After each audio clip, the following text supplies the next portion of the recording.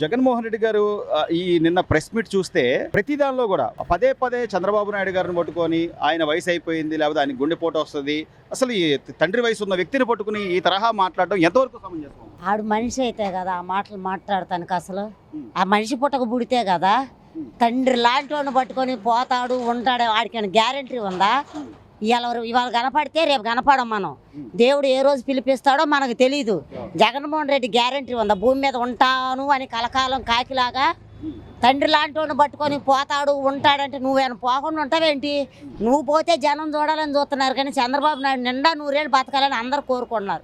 ఆంధ్ర రాష్ట్ర ఆశీస్సులు మొత్తం చంద్రబాబు నాయుడుకే ఉన్నాయి. జగన్మోహన్ రెడ్డి ఏం పెద్ద ఇదేం కాదు. జగన్మోహన్ రెడ్డి భూమి మీద కొన్నాళ్ళ పాటు కూడా ఉండదు. చంద్రబాబు నాయుడు చాలా మంచోడిని, నేను చాలా మంచోడిని కాబట్టి బయట అందరు తిరుగుతున్నారు, లేకపోతే మా తాతని చంపారు, మా తండ్రిని చంపారు, మా బాబాయిని చంపారు అంటారు. అసలు వీళ్ళందరిని చంపింది ఎవరమ్మా? ఏంటి కనీసం జగన్మోహన్ రెడ్డి గారికి తెలిసే మాట్లాడుతున్నాడా? జగన్మోహన్ రెడ్డికి అన్నీ తెలుసు. బాబాయిని చంపించింది వాడే. బాబాయ్ ఉంటే ముఖ్యమంత్రి కాలేనని బాబాయిని చంపించాడు. మరి బాబాయిని చంపిన పట్టుకోలేదు. 5 సంవత్సరాల అధికారంలో నీకుందగా. నీకు అన్ని హక్కులు ఉన్నాయి. కోర్టు కూడా నీ హ్యాండ్ఓవర్లో ఉంటుంది, లాయర్లు నీ హ్యాండ్ఓవర్లో ఉంటారు, జడ్జీలు నీ హ్యాండ్ఓవర్లో ఉంటారు. నువ్వెందుకు పట్టుకోలేకపోయావు ఈరోజు? అంతలో బాబాయిని రక్త సంబంధం ఉన్న వ్యక్తిని ఒక బాబాయిని నువ్వు పట్టుకోలేకపోయావు అంటే నువ్వు ఎంతలా మగోడివి, నువ్వు ఎంతలా ముఖ్యమంత్రివి? ఈరోజు చంద్రబాబు నాయుడు అంటున్నావు. నువ్వు ఈరోజు కాళ్ళు ఎలా పట్టుకుంది సొంత చెల్లెలు తల్లికి బొగబెట్టవు సునీత గారు. కాళ్ళు ఎలా పట్టుకుంది, అన్నయ్య నాకు న్యాయం చేయాలి. ఏమి న్యాయం చేసావు సొంత కుటుంబానికి? తల్లిని చూస్తున్నావు ఈరోజు, షర్మిలాని చూస్తున్నావు నువ్వు ఈ రోజున. షర్మిలాని చూస్తలా, సొంత తల్లిని చూస్తలా, బాబాయ్ కూతురుని చూస్తలా. నువ్వే న్యాయం చేస్తావు ప్రజలకి? ఏమీ చేయలేవు. ముడుచుకొని కుక్కలాగా ఇంట్లో కూర్చో. అంతేగాని అదే ఉండి మావిగాని అంటాడు, అసలు మచిలీపట్నం, విజయవాడ, గుంటూరు అంటాడు. గతంలోనే 3 రాజధానులు అన్నాడు, ఇప్పుడేమో మావిగాని అంటున్నాడు. కనీసం అసలు ఈయన మాట్లాడేదానికి అప్పుడు మరి రాజధానిలో నేను ఇల్లు కట్టుకున్నాను, ఇక్కడే ఉన్నానని చెప్పి ఓట్లు వేయించుకున్నాడు. కనీసం ఈయనకి అసలు చట్ట నిబద్ధత ఉందా? మాట్లాడే మాటకి ఒక అర్థం ఉందా? జగన్మోహన్ రెడ్డికి మెంటలు వచ్చిందండి. 11 సీట్లు వచ్చినాయి, ప్రతిపక్షం కూడా లేదు. మెంటలు వచ్చి మావేక అంటాడు, ఆవేక అంటాడు. అంతకుముందు అమరావతి పోతే అన్ని గోతులే. ఆయన రూమ్ మాత్రం అద్దాల మేడ, ప్రజలు నడిచే రోడ్లు మాత్రం గుంతలు. మొన్న అమరావతి వెళ్ళాము, మనిషి ఒళ్ళు కదలకుండా వెళ్ళింది బస్సు. ఈ రోజు అమరావతి అంటే చెయ్యెత్తి దండం పెడుతున్నారు చంద్రబాబు నాయుడికి. రైతులు కానీ ప్రజలు కానీ మాకు ఒక్క రాజధాని చాలు, 3 రాజధానులు మాకు వద్దు, ఒక రాజధానే ముద్దు. సో అంటే ఈ రోజున ఈ వయసులో కూడా ఆయన కష్టపడి పనిచేస్తుంటే నువ్వేదో సహకారం ఇవ్వకపోగా ఇంకా వెనక్కి లాగుదాం, అక్కడ ఏ పెట్టుబడులు రాకూడదు, పరిశ్రమలు రాకూడదు అంటే పిల్లలందరూ ఉద్యోగాలు చేయకుండా రోడ్ల మీద పడి తిరగాలన్నా జగన్మోహన్ రెడ్డి గారు? మరి ఆయన కోరుకునేది అదే కదా. ఆయన కోరుకునేది అదే. మంచి చేసేవాళ్ళు ఎవ్వరికి నచ్చరు. చంద్రబాబు నాయుడు ఉద్యోగాలు తెస్తున్నాడు, ప్రాపర్టీలు తెస్తున్నాడు. విద్యాశాఖ మంత్రి లోకేష్ బాబు చదువు పెట్టించి 100కి 100% పిల్లలు బాగుపడేలాగా చేశాడు, పాస్ అయ్యేలాగా చేశాడు. ఈ సంవత్సరం పిల్లలు మొత్తం పాస్ అయ్యారు. కాలేజీ కానీ స్కూల్ కానీ inter first year, second year, డిగ్రీలు అందరూ చక్కగా పాస్ అయ్యారు, చక్కగా చదువుకుంటున్నారు పిల్లలు. చంద్రబాబు నాయుడు ఉద్యోగాలు కానీ అన్ని పేద ప్రజలకు అన్ని చూస్తున్నాడు. జగన్మోహన్ రెడ్డికి వీళ్ళిద్దరిని చూసి మెంటలు వస్తుంది. అంతే. ప్రతిసారి పదే పదే ఆయన చచ్చిపోతాడు, ఆయన ఎవరైనా ఎదుటి తోటి మనిషి బతుకోవాలి, బాగుండాలని కోరుకుంటాం కానీ చచ్చిపోవాలి. నువ్వు చచ్చిపోతే నేను 101 టెంకాయ కొడతా జగన్మోహన్ రెడ్డి. చంద్రబాబు నాయుడు మాత్రం దయచేసి ఆ మాట అనొద్దు. మాకు నిండా 100 ఏళ్ళు బతకాలి ఆ దేవుడు, ఆంధ్ర రాష్ట్ర దేవుడు చంద్రబాబు నాయుడు. నిండా 100 ఏళ్ళు ప్రజల ఆశీస్సులు ఉంటాయి, మా ఆశీస్సులు ఎప్పుడు ఉంటాయి మా మహిళలు. ఇప్పుడు ఆయన ఏమన్నా రాజకీయం తెలిసినోడైతే అలా అనుకోవచ్చండి. అతను మావి గన్ను, పిచ్చి గన్ను, పొరటా గన్ను. రేపొద్దున పొరటా గుంటూరులో బాగుంటుంది అంటారు, పొరటా గన్ను. హైదరాబాద్ సికింద్రాబాద్ స్టేషన్లో బిర్యానీ బాగుంటుంది అంటారు, బిర్యానీ గన్ను. వీడికి పిచ్చి పట్టింది. ఈ జగన్ అనే వ్యక్తి వాళ్ళ బాబాయంలో లక్షలు సంపాదించుకున్నాడు, లక్షల కోట్లు సంపాదించుకున్నాడు. శుభ్రంగా తిరుగు. ఈయన ఎవడడిగాడు? చంద్రబాబు గుండుపోటు, నిమ్మకాయలు అమ్ముకునేవాడికి గుండుపోటు, అట్టుపళ్ళకి గుండుపోటు. ఏంటి ఈ పోటులో ఆడు అంటే? ఇప్పుడు రాజకీయం తెలిసినోడైతే పేదవాడి గురించి మాట్లాడు. నువ్వేది మాట్లాడినా పేదవాడి గురించి మాట్లాడి, చంద్రబాబు నువ్వు తప్పు చేస్తున్నావు, నువ్వు గతంలో 50 ఏళ్ల వయసోడికి పింఛన్ అన్నావు, ఇంటికి ఒక మున్సిపల్ ట్యాప్ అన్నావు, ఈ మాట్లాడు. వీడికి పిచ్చి పట్టిందండి జగన్ అనే వ్యక్తికి. వాడు మాట్లాడే మాటలు ఇప్పుడు ఏదైనా పేదవాడికి ఉపయోగపడేది మాట్లాడు. నువ్వు ప్రతిపక్ష హోదా లేకపోయినా పులివెందుల ఎమ్మెల్యేగా ఉన్నావు కనుక నువ్వు మాట్లాడే మాటలో ప్రతి దాంట్లో కూడా అర్థం ఉండాలి. వాళ్ళ తాత తండ్రి దానిలో లేదా బాబాయ్ హత్యలో మొత్తం అంతా చంద్రబాబు గారే ఉన్నారని చెప్పి మాట్లాడుతున్నారు. అతనికి నచ్చని విషయం ఏంటంటే చంద్రబాబు అనే వ్యక్తికి రాజకీయం ఎంతకాడికి ఎదగాలి, మనం కూడా ఈ రాష్ట్రానికి ముఖ్యమంత్రి చేస్తున్నాము, ఇండియాకి ప్రధాని చేస్తే ఎలాగ ఉంటుందనే ఆలోచనలు తప్ప అతనికి చంద్రబాబుకి ఈ ఆలోచనలు ఉండవు. ఆయన లేపేద్దాం వీళ్ళు లేపేద్దాం అంటే ఇంతకాలం ఈ జగన్ అనేవాడు ఉంటాడా? 2 గవర్నమెంట్లు 2014లో చంద్రబాబే, 2024లో చంద్రబాబే, ఈడు ఉంటాడా? అదేమంటే నేను నా మంచితనం వల్ల వీళ్ళందరూ బతికి బయటపడ్డ ఉట్టిదే ఈడి మంచి ఏంటో చూసాం. మొన్న ఈ సింగనగర్లో వరద వచ్చినప్పుడు ఈడి మంచి ఏంటో చూసాం. ₹1 కోటి ఇచ్చేళ్ళాడు, లక్షల కోట్లు పెట్టుకొని. ఏ పక్కకు వచ్చుద్ది ఆ ₹1 కోటి? ఇవ్వడండి అవన్నీ ఉట్టు మాటలు. ఇప్పుడు ఎప్పుడైనా ఏమే కూరగాయలు తేనా అని అడగాలి. ఇప్పుడు అడిగి తెచ్చి పెడితే ఆవిడ వండి పెట్టుద్ది చక్కగా. ఈడేమో పద్దాక మటర్లు అంటాడు, మానభంగాలు అంటాడు. చంద్రబాబుకి నచ్చవండి అయ్యి. ఈరోజు పరిశ్రమలు వస్తున్నాయి, పెట్టుబడులు తెస్తున్నారు, వాళ్ళ నీళ్ళ కాళాయళబడి మాకు ఇక్కడ రండి, మా పిల్లలకు ఉద్యోగాలు కావాలని వీళ్ళు మాట్లాడుతుంటే ఎంతసేపు మావిగన్ను, మచిలీపట్నం, గుంటూరు అసలు ఇట్లా ఏదో కన్ఫ్యూజన్ చేస్తే కాదండి. ఇప్పుడు ఎర్రగడ్డ హాస్పిటల్లో ఇంకా పెంచుతున్నారు. ఏది మెంటల్ వాళ్ళకి పెంచుతున్నారు, బెడ్లు పెంచుతున్నారు. దాంట్లో జాయిన్ అయిపోవటమే ఇతను మాట్లాడే మాటకు అర్థం ఉండాలి. నువ్వు ప్రజానాయకుడివే, ఓకే 5 ఏళ్ళు చేసావు, 151 సీట్ వచ్చింది నీకు, నువ్వు చేసావు, చిచ్చులు నొక్కున్నావు, బొచ్చులు నొక్కున్నావు, ఏమో నొక్కున్నావు, బాగుంది. ఇప్పుడు ప్రజల గురించి మాట్లాడు నువ్వు. అదే శవరాజకీయాలను ఏం చేయను. అది ఎప్పుడెప్పుడు హరికృష్ణ గారు చనిపోయినప్పుడు కేటీఆర్తో పొత్తు కోసం చంద్రబాబు నాయుడు మాట్లాడాడు. శవరాజకీయాలు అసలు నాకు తెలియదని మాట్లాడుతున్నాడు. నిజంగా శవరాజకీయాలు జగన్మోహన్ రెడ్డి గారికి ఏమండి? పరిటాల రావుకి ఆయన కాదా? జైల్లో చంపేసిన మొద్దు సీను గారికి ఆయన కాదా? మరి ఈయన శవరాజకీయాలు వీళ్ళ బాబు చచ్చిపోయినమ్మంటే పులివెందలు ఆయన నల్లమల్ల అడవుల్లో చచ్చిపోయాడు, హెలికాప్టర్లో పడిపోతే నువ్వేమి ఆడవాలి? నువ్వేమని ఆడవాలి? తండ్రి గురించి ఆడవాలి, నానా ఆమసలు పడాలి. నువ్వు కోలుకోవటాకే ఒక 1 year పట్టుద్ది. నువ్వు ఆ తండ్రి ఆ రకంగా అకాల మరణం పొందినందుకు అది కోలుకోవటానికి 1 year పట్టుద్ది నీకు. నువ్వు వారానికే చదివేసావు మూటా ముళ్ళు నేను ముఖ్యమంత్రి అయిపోవాలని. నీకున్న నీచమైన ఆలోచన ఆంధ్రప్రదేశ్లో 5 కోట్ల మందిలో ఏ ఒక్కరికి ఉండదు. సొంత బాబాయిని చంపిన వాడు కూడా ఈ రోజున ఏసీ కారులో తిరుగుతున్నాడు, దానికి కారణం చంద్రబాబు అంటాడు. అవన్నీ ఇప్పుడు చంద్రబాబు నరకాసురుడు ఏంటి సంవత్సరాలు ఆ చరిత్రలు ఇవన్నీ చెప్పుకొచ్చాడు. ఆ పిచ్చి బట్టి ఏమనాలో తెలియక అతనికి ముందు 2 కూతుళ్ళకి పెళ్ళిళ్ళు చేసుకొని అల్లుళ్ళు మనవాళ్ళని ఎత్తుకొని సరదాగా ఆడుకోమను, బాగుంటుంది. ఇంక మావి గన్ను లేకపోతే సికింద్రాబాద్ స్టేషన్ దగ్గర బిర్యానీ బాగుంటుంది, బిర్యానీ గన్ను అంటాడు. లేకపోతే నూజివేడు మామిడికాయలు బాగుంటాయి. ప్రజలు నమ్మరంటారు. ఇక లేదండి, అయిపోయింది. ప్రజలు ఏదైనా 1 సఫర్ గేమ్ ఒకసారి చూస్తారు. ఎన్టీఆర్ని 83లో చూశారు, 9 నెలల పాలన చూశారు, నచ్చింది, బాగుంది. వైఎస్ఆర్ని కూడా చూశారు, బాగుంది, నచ్చింది. వీడు తుక్కలక పాలన ఏంటండి? వీడు మైక్ పట్టుకొని నిన్న ప్రెస్ మీట్ పెట్టాడు. దేనికి పెట్టాడు? ఆడు మెంటలోడు కాకపోతే దేనికి పెట్టాడు? ఎవరు తిరుగుతున్నారు? ఉట్టి మాటలు అవన్నీ. ఇప్పుడు పెంట మీద రాయి ఎవరు వేయరు. ఇప్పుడు నీ మీద రాయి తగిలించుకోవటం ఎందుకు? అందుకని సర్దుకుపోతున్నారు. అయితే నిన్ను జైలుకి పంపేయాలని చంద్రబాబు నాయుడిని 53 రోజులు నువ్వు పెట్టించావు. నిన్ను 5 సంవత్సరాలు పెట్టగలరు, వాళ్ళు కెపాసిటీ ఉంది. కానీ ఎందుకు వదిలేస్తున్నారంటే ఫోన్లే ప్రతిపక్ష నాయకుడు పిల్లోడు అని వదిలేస్తున్నాడు చంద్రబాబు. మంచితనమే చేతగానితనం అవుతుందంటారా? కనీసం ఈ రోజున చంద్రబాబు నాయుడు గారు మనకి రాజకీయ కక్షలు వద్దు, లేకపోతే ఇంకోటి కాదు, మనకు ప్రజలు ఓట్లు వేసింది అందుకు కాదు, మనం పరిశ్రమలు తేవాలి, పెట్టుబడులు తేవాలి. ఈ వయసులో కూడా ఆయన కష్టపడుతుంటే పదే ఆయన 76 ఏళ్ళ ఆయన కూడా నిన్ను అంటున్నాడు. 76 ఏళ్ళ వయసు వచ్చేసింది చంద్రబాబుకి, ఇంకా తిరిగే టైం లేదు. మరి నీ బాబు తిరిగాడు, నీ బాబు కూడా తిరిగాడుగా. ఇప్పుడు రచ్చబండ అన్నాడు, పచ్చడి బండ అన్నాడు, నీ బాబు కూడా తిరిగాడుగా.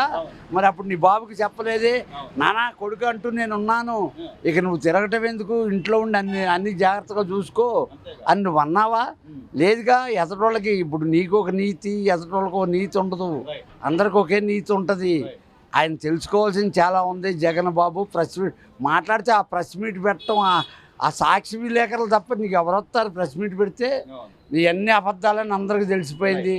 మావి గమ్ అంటావు, మేక్ అంటావు, లేకపోతే 3 రాజధానులు బందర్ అంటావు, కృష్ణా జిల్లా అంటావు, గుంటూరు జిల్లా అంటావు. అంతేనండి. ఇప్పుడు ప్యాకేజ్ వాడు ఇప్పుడు రౌడీ సీట్లను పద్దాకి తీసుకెళ్ళి పోలీసు వాళ్ళు ఎందుకు వేస్తారు? అది మంచోడైతే ఎరుగా ఎందుకు వేస్తారు? వాడు ఏం చేసినా ఆ తులిపోడు. ఇప్పుడు జగన్ లాగా తులిపోడు మాట ఏదో ఒకటి అంటూనే ఉంటాడు. ఇప్పుడు జగన్ కూడా తులిపోడు. లేకపోతే నిన్న చంద్రబాబుని ఆయన 76 ఏళ్ల వయసుని పట్టుకొని నువ్వు అంటున్నావంటే నీకేం తెలుసని? నీకు ఆయన తల మీద ఇంటికి నిలిచినంత వయసు లేదు నీకు. ఏదో మీ బాబాయ్ ముఖ్యమంత్రిగా మీ బాబు 2 ఫిరుళ్ళకి వచ్చాడు కనుక నువ్వు సంపాదించుకున్నావు, తిను బాగుండు. ఈ రాష్ట్రాన్ని మేము బాగు చేర్చలేవు. కాలితే చిచ్చులు నొక్కుతావు. ఎక్కడ నీ కూతురు చదువుకున్న దగ్గరికి వెళ్ళిపోతావు, మాట్లాడితే వెళ్ళిపోయి చిచ్చులు నొక్కుతావు. అంటే చంద్రబాబు నాయుడు గారు మా విజ్ఞానం అనగానే ఆయన గుండె ఆగినంత పని అవుతుంది అది ఇదని మాట్లాడతారు. మీ అభిప్రాయం?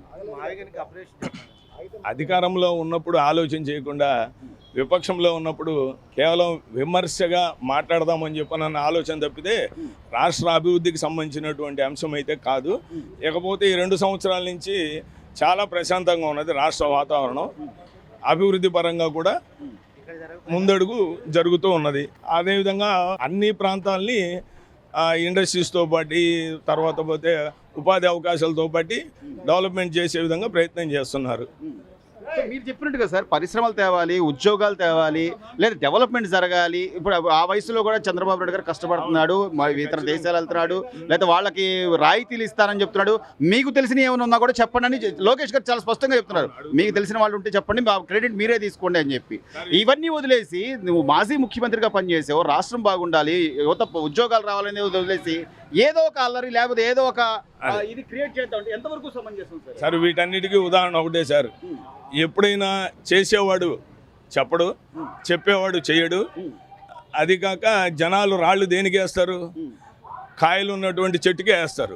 దానికి ఇంకా మించి అంతకు మించి సమాధానం నాకైతే ఏమీ రావట్లేదు చెప్పడానికి. ఇప్పుడు రాజారెడ్డి గారు వాళ్ళ తాతగారు చనిపోయింది, లేదా వాళ్ళ తండ్రి గారు చనిపోయింది, వాళ్ళ బాబాయ్ గారు చనిపోయింది, దాని వెనక కూడా చంద్రబాబు నాయుడు గారు హస్తమే ఉందని చెప్పి నిన్న తాజాగా జగన్మోహన్ రెడ్డి గారు ఏదో మాట్లాడుతున్నారు. దాని విషయం వచ్చేసేసరికి పొద్దుపోకుండా చెప్పేటువంటి సమాధానాలు తప్ప అది సరైనటువంటి విషయం అయితే కాదు. సో అయితే జనాలు ఎవరు నమ్మరంటారా? నాకు తెలిసి నమ్మరండి. నాకు తెలిసి నమ్మరు, నేను నమ్మను. సార్ యువ నాయకుడిగా లోకేష్ గారు వర్కింగ్ స్టైల్ అనిపిస్తుంది. ఆయన అంటే ఈ రోజున సుమారుగా మెగా డిఎస్సి ద్వారా 16,000 ఉద్యోగాల నియామకం కానివ్వండి, ఆయన మార్కుతో ఇప్పుడు ఈ రోజున రాయల్ ఎన్ఫీల్డ్ లాంటి పరిశ్రమలు తీసుకురావడం కానివ్వండి, ఇట్లా ఏదో కడపలో స్టీల్ ఫ్యాక్టరీ కూడా ప్రయత్నాలు చేస్తున్నారు. సో వీటన్నిటిని బట్టి లోకేష్ని ఒక విషయంలో మనము అతని తత్వం ఏంటని తెలుసుకోవచ్చు. వచ్చినప్పుడు అతను తెలుగు మాట్లాడుతూ వ్యవహారం చేస్తుంటే అతన్ని ఎగతాళి చేయడం, అతని ఫిజిక్ని ఎగతాళి చేసి వ్యవహారం చేయడం చేశారు.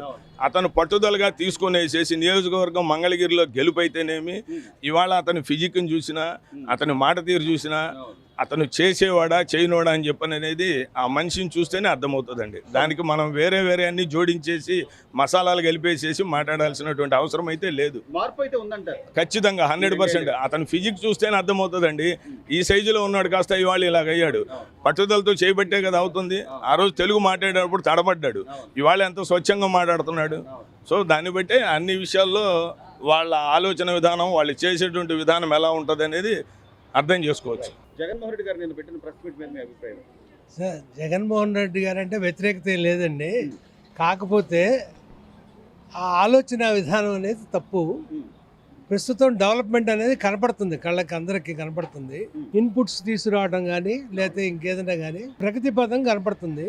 ప్రభుత్వం అయితే బాగానే ఉంది, హ్యాపీగానే ఉంది. మావిగా అన్నాను అసలు అద్భుతం ఆలోచన. మచిలీపట్నం, విజయవాడ, గుంటూరు, అసలు ఈ మాట ఎత్తితేనే చాలు చంద్రబాబు నాయుడుకి అసలు గుండె ఇది వచ్చేటట్టుంది, ఆయన గుండె ఆగిపోయేలా ఉంది. అది మాట్లాడు సార్, చంద్రబాబు నాయుడు గారు చాలా తెలియగలడండి. ఎదుటి వాళ్ళు విమర్శిస్తే వాళ్ళ గురించి అసలు పట్టించుకోడు.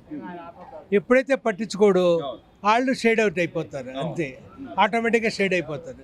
అంతేగాని ఇప్పుడు జగన్ గారు అన్నారని చెప్పి జగన్ గారిని, లేకపోతే శ్రీలక్ష్మి అందని చెప్పి శ్రీలక్ష్మి గారిని, రోజా అందని చెప్పి రోజా గారిని ఎవరిని పట్టించుకోడు.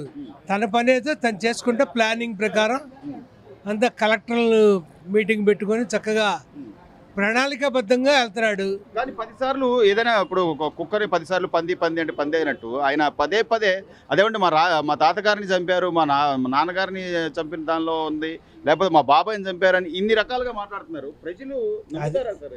అది మనస్సాక్షికి, ఎవరి మనస్సాక్షికి వాళ్ళకి తెలుస్తుంది ఆటోమేటిక్గా. అది ఏంటనేది ఇక్కడ ఏదో అడ్జస్ట్మెంట్ చేసుకుని లేకపోతే కోఆపరేట్ చేసుకుని ఏదోటి దేవుడు అనేవాడు ఒకడు ఉన్నాడు, అతను చూస్తూనే ఉంటాడు. అంతకంతకి అనుభవిస్తారు ఏదైనా సరే, తప్పులు ఉంటాయి. సో ఈ రోజున క్యాపిటల్కి మనం ఒక చట్టబద్ధత కల్పించుకోవడం, రాజధాని అమరావతి అని చెప్పేసి ఇంకా అంటే మనం చూస్తే పరిశ్రమలు గూగుల్ అని కానీ లేకపోతే కాగ్నిజెంట్ అని కానీ అర్సలార్ మెట్టల్ అని కానీ ఇట్లా ప్రతిదీ కూడా ఏదో తేవాలి, పిల్లలకు ఉద్యోగాలు ఇవ్వాలని వీళ్ళ ప్రయత్నాలు, వీళ్ళు సహకరించకపోగా ఎక్కడికక్కడ అడ్డుకట్టేయడం ఎంతవరకు, లేకపోతే ఈ విమర్శలు చేయడం? అది ఎప్పుడైనా సరే ఈయన కూడా రాజకీయంగా ఎదగాలి అనుకుంటే సద్విమర్శలు ఉండాలి కానీ విమర్శలు ఉండకూడదు. వ్యక్తిగత విమర్శలు ప్లస్ డెవలప్మెంట్ విమర్శలు ఇటువంటివన్నీ ఉండకూడదు నా ఉద్దేశం. అది ఎప్పుడైతే విమర్శలతో ఉన్నారో ఆ ఎదుగుదలకి వాళ్ళకే అవరోధం కలుగుతుంది, అంతకంటే ఇంకేం లేదు. అంటే ఈ పార్టీ ఆ పార్టీ అని కాదు సార్, చేసేవాళ్ళు ఎవరు, చెందేవాళ్ళు ఎవరు, మనకు లాభం చేకూరుతుందా లేదా, ప్రజలకు ఉపయోగపడుతుందా లేదా, రోడ్లన్నీ డెవలప్మెంట్ అయినాయి, ప్రతి ఆస్పెక్ట్లోనూ ప్రణాళికాబద్ధంగా జరుగుతుంది. అందువల్ల మేము సాటిస్ఫాక్షన్గానే ఉన్నాం. మార్పు ఉందంటారు గత ప్రభుత్వంతో పోలిస్తే ఇప్పుడు ఈ 2 ఏళ్లలో? ఖచ్చితంగా మార్పు ఉన్నది.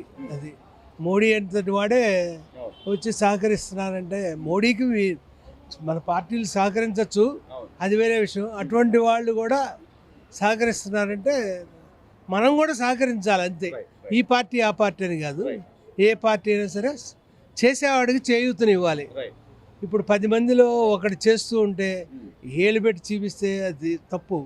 కానీ మార్గదర్శకం ఇప్పుడు సింగపూర్లో ఉంది, ప్రభుత్వాన్ని విమర్శించే హక్కు లేదు, చేసే ప్రణాళికల్లో సలహాలు మాత్రం ఇవ్వమంటారు అంతవాటికే.